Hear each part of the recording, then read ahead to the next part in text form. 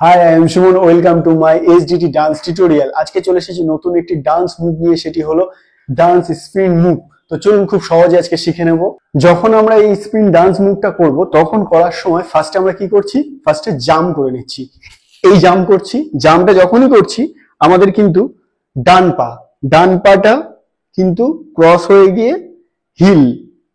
হিলটা কিন্তু উপরে আর টোটা কিন্তু নিচে। এরপরে কি করছি, আর আমাদের বাঁ পাটা কিন্তু পুরো মাটিতেই আছে, কিন্তু আছে বাঁ পা পুরোটা।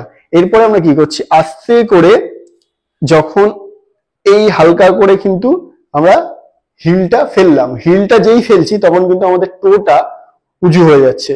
যেই টোটা যখন উঁচু হয়ে যাচ্ছে তখন কিন্তু আমাদের মাটিতে এই পাটা এই আছে। যখন আমরা স্পিন করছি তখন কিন্তু আস্তে করে এই ঘুরে গেল, টো দিয়ে ঘুরে এই আমরা সামনে চলে আসি। এবার আমরা স্লো ভাবে কাউন্টের মাধ্যমে দেখে নেব। তো চলুন, 1 2 3 4 5 6 7 8। প্রথমে আমরা বাঁ দিক দিয়ে স্পিন করেছি, এবার আমরা করব কি, ডান দিক দিয়ে স্পিন করব। তো ডান দিক দিয়ে কিভাবে স্পিন করছি সেটা একদম খুব সহজভাবে দেখে নিন।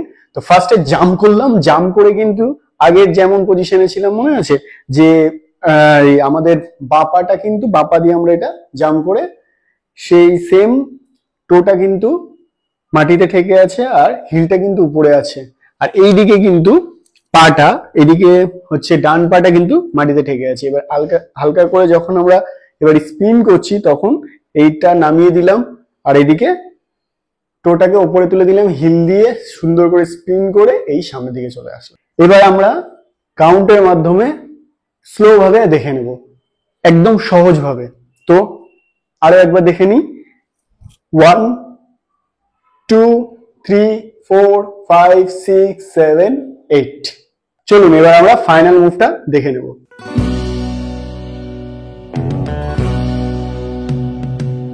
আশা করি আপনারা খুব সহজেই ডান্স স্পিন মুভটি শিখে নিতে পেরেছেন। আর যদি কোনো জায়গায় অসুবিধা হয়, স্ক্রিনে দেওয়া নাম্বারে সরাসরি যোগাযোগ করতে পারেন। তো ভিডিওটি ভালো লাগলে অবশ্যই লাইক, কমেন্ট এবং বন্ধুদের সঙ্গে শেয়ার করবেন। তো thank you for watching this video.